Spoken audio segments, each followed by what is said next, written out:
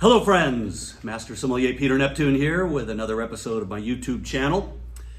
I thought, and before I start, if you like what I'm doing on these videos, please subscribe. I'd really appreciate it. And I'm always welcome to hear your feedback, particularly if I'm tasting wines from your country or your area. If I get something wrong, let me know, because I want to get it right. I want to make sure that we're putting it out there, that we've got our facts straight.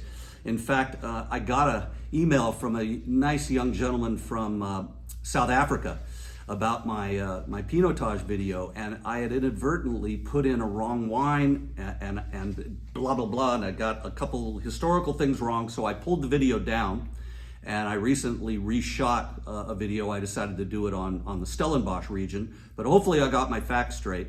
But a very, very nice young man, very respectful, and you know, oh gosh, and I wrote him back and said, thank you for writing me, and you know, pointing me to some correct information. So anyway, I thought I'd throw that out there.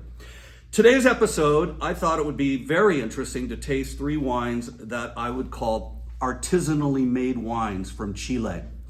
Chile has a lot going for it, namely some pretty old vine selections, in terms of stock and meaning stock.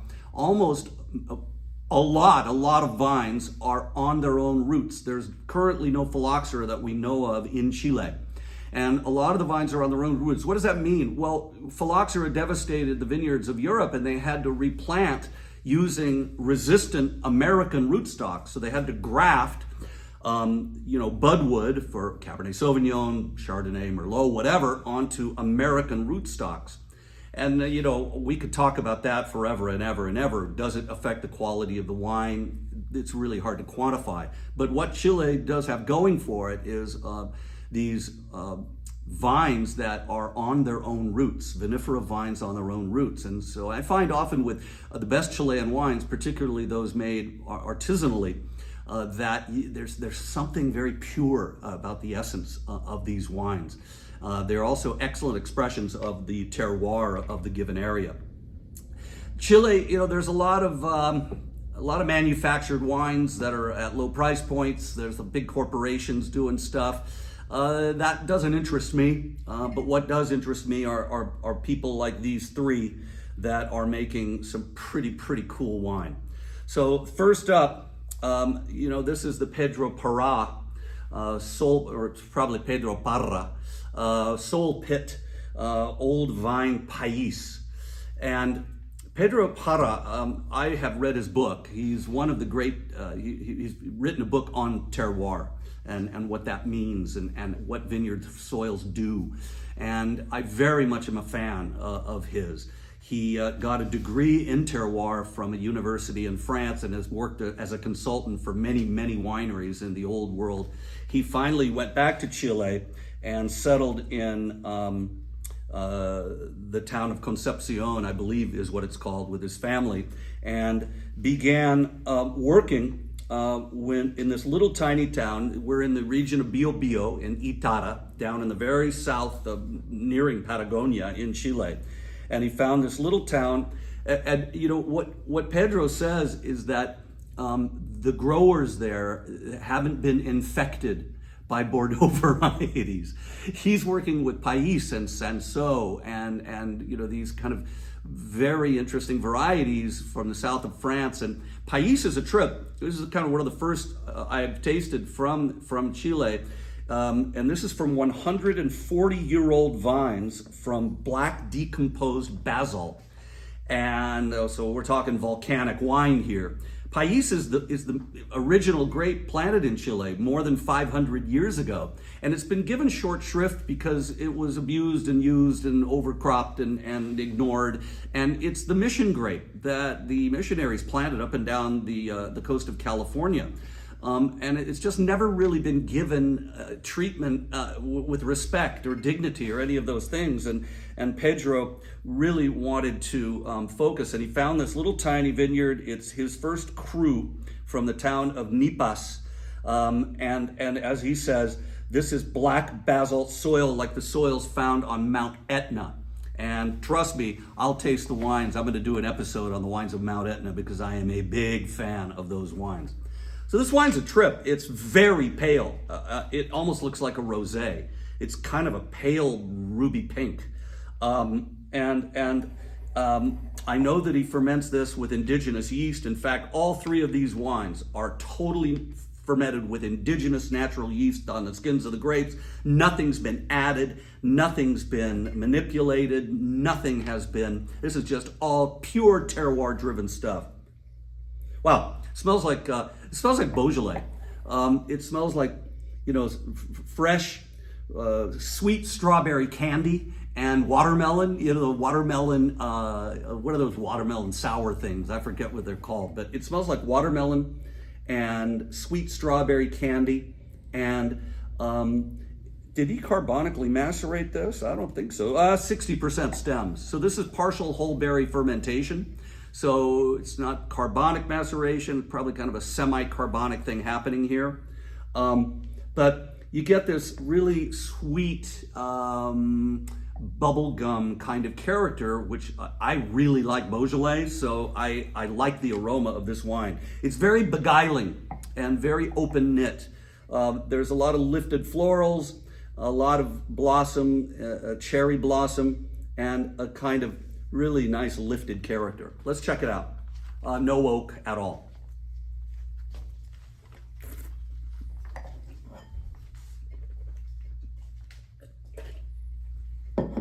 Dry, acids medium plus, tannin medium plus, chewy, mouth filling. Alcohol seems medium to me. Body medium plus, intensity medium plus. Boy, this is like Nebbiolo. It doesn't look deep or dark, but man, that's a mouthful of wine, and I am tasting old vine fruit. This is really old viney. I would have loved to have decanted this about an hour before I tasted it here. But that's, tannin is high, really high tannin. Grippy, but it's balanced by the acidity and the fruit. This is $36.99 at High Time Wine Cellars in Costa Mesa. That's where I got all these wines. Patty, I believe, is the Chilean wine buyer, and I was talking to her about these wines. She was pretty stoked that I was going to be doing these wines. So hi, Patty. Hi, High Time. Hi, everybody. On the palate, a lot of that really, you know, the tannin and the acid, the tannin is so grippy, and there's so much minerality here and old vine mouthfeel, but you still have this bright, you know, kind of candied fruit. Not sweet, but a kind of candied strawberry and cherry. This is very good wine. I think that it needs time, and I think that if you would decant this wine, you would get a lot more out of it. This would be a nice accompaniment to some grilled meat. You know, so you've got this nice bright cherry acidity and some nice, you know, grilled beef or Argentine, you know, empanadas would be good with, or you know, the grilled Argentine meat with that sauce that they put on it that's got parsley and olive oil and all that. I don't remember. Second wine that I'm going to do here is the Garage Wine Company. I love these guys. This is Garage Wine Company. Literally started in a garage back in the early aughts, the early 2000s, by a guy named Derek Mossman and his wife Pilar Miranda. 2001 they started.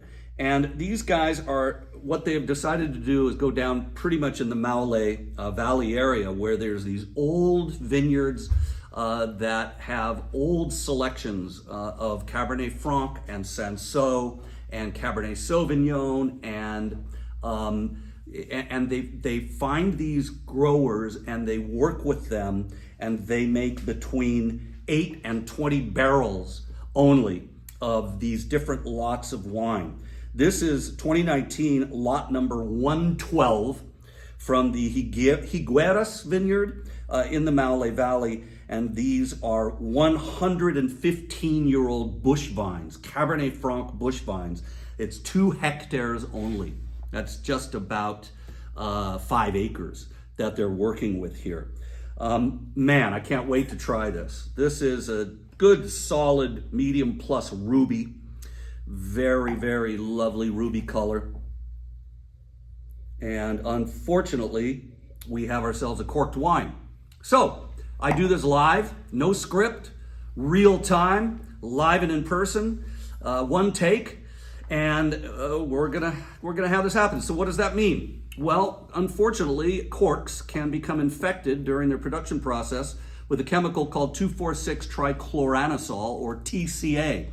And that when that cork is inserted into the bottle of wine, the wine becomes infected with that chemical. And what does it smell like?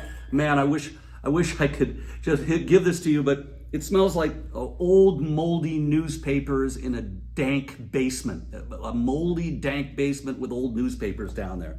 And it's corked. You know it right away. You don't want to drink it. It's not going to get better. It's unfortunate. You probably could take the wine back to the store that you bought it from if it's the current vintage, and they'll substitute it out. So, that's probably what I'll do, and I'll taste it at another time. But that's too bad. I was really looking forward to tasting this wine. What's funny is I didn't notice it when I removed the cork from, I actually, my bad. I didn't smell the cork when I pulled it out, as I usually always do. I put the thing, pull it out, give it a smell, and I didn't do that this time. So, corked bottle of wine. That's a bummer. Next wine.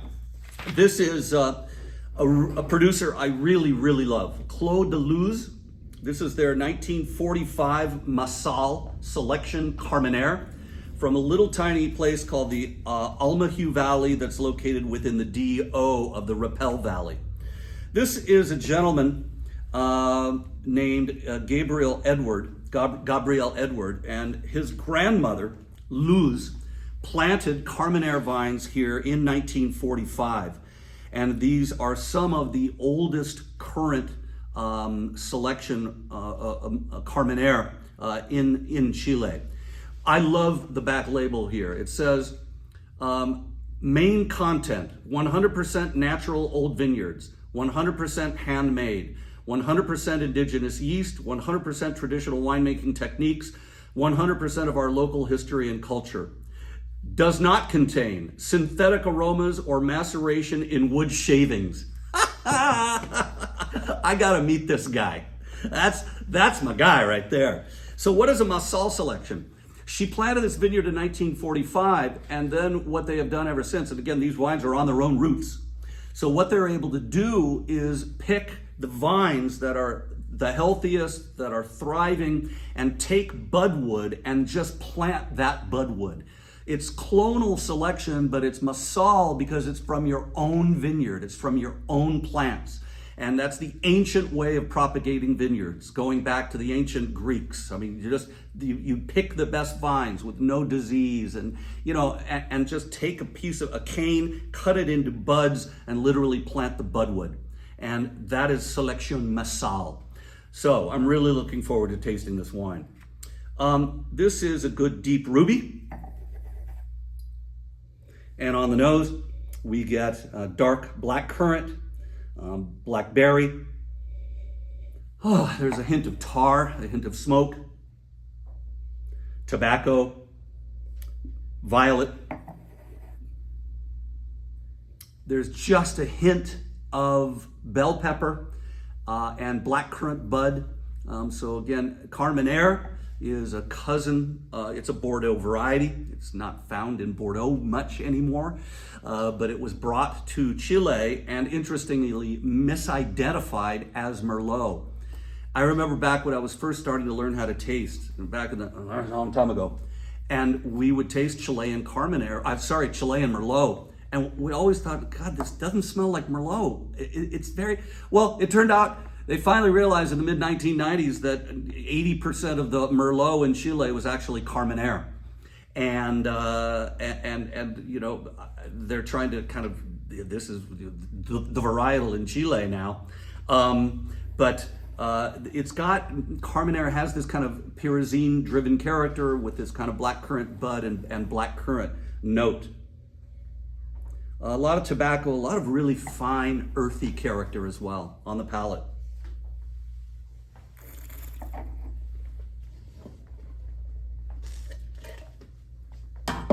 That's really good wine. Dry, acidity medium plus, tannin high, mouth filling, rich, round, slightly gritty. Alcohol seems barely high, 14%. Body is full, intensity is pronounced. This is a beautifully balanced wine. It's got an old vine mouthfeel to it. It's got a lot of intensity. It's got a lot of terroir. This wine feels like it came from a very special place. I would also recommend decanting this wine an hour before you drink it. This wine's only $19.99, which is an absolutely amazing price for a very good to great bottle of wine. I'm gonna go very, very good. Can I do that? You're gonna love this. You know, everybody knows I don't like the 100-point system. I think it's lazy. I didn't like it when it first was introduced in the 80s. I like it even less now. I use words. I saw a rating from a pretty well-known wine journal, and they rated a wine 94 plus. Well, is that 95? Is that 94.7? Like, what is that? 94 plus? Oh, anyway, this is a mouthful of wine. It's just about as natural a wine as you can get, with beautiful character and personality. There's something living in this wine. Grandma Lou's, wherever you are. Good stuff. Really good stuff. I love this wine. I'm gonna call it outstanding. Highly recommended for 20 bucks. I'm gonna go back and buy a case. Man, we're on a roll here. Bummer about the corked bottle of a Garage Wine Company Cabernet Franc, but I'll rectify that and I'll get another bottle and taste it in the future. That's it for this episode. Please subscribe. Thanks for watching. See you next time.